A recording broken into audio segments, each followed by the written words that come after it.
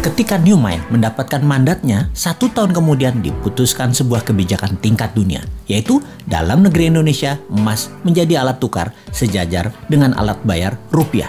Emas bisa ditransaksikan sebagai alat tukar selain alat bayar rupiah. Itu semua resmi disahkan.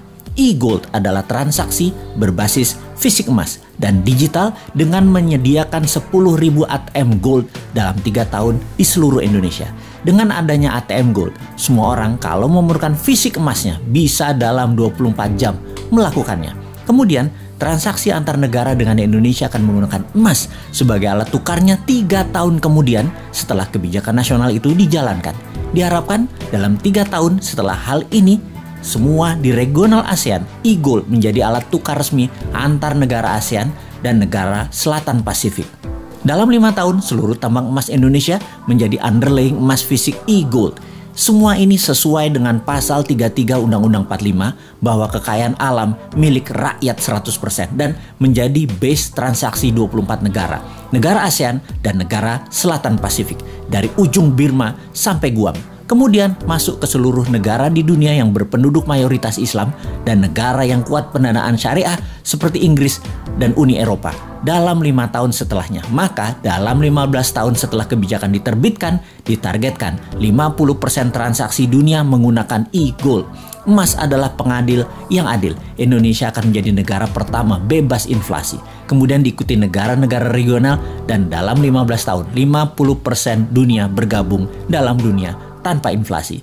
Harga emas akan dibuat diam, tidak bergerak, tidak di-floating lagi berdasarkan demand dan supply agar oligar dan globalis tidak bisa bermain harga. Harga emas akan diam, dipatok diam.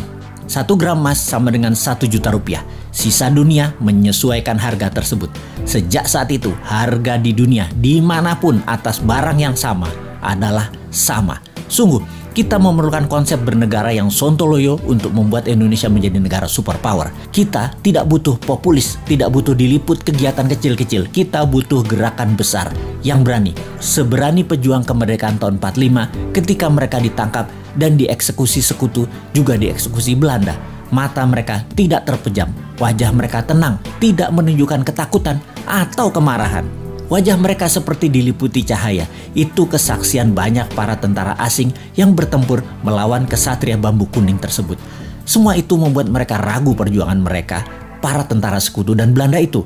Karena di bawah sadar mereka tahu, kesatria bambu kuning ini dibela alam, diberkahi Allah, Tuhan semesta alam. Karena itu, mereka segera sadar dan mundur. Segitu besar pengaruhnya bahwa keyakinan membawa kebenaran hakiki oleh pejuang kita di tahun 45 bisa memerdekakan bangsa yang besar milik dunia ini.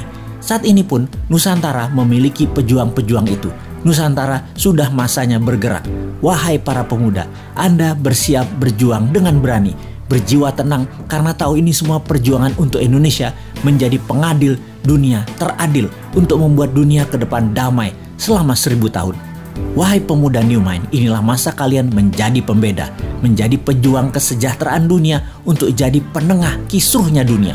Rebutlah kekuasaan globalis yang merugikan dan jinakan negara dunia yang saling bunuh untuk kekuasaan dan pertumpahan darah untuk sebuah kepuasan jabatan.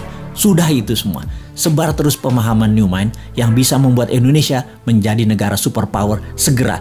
Diawali dengan menjadikan emas sebagai alat tukar dunia. Untuk menjadikan emas alat tukar nasional, segera akan kita menangkan dengan mendapatkan mandat sesegera mungkin.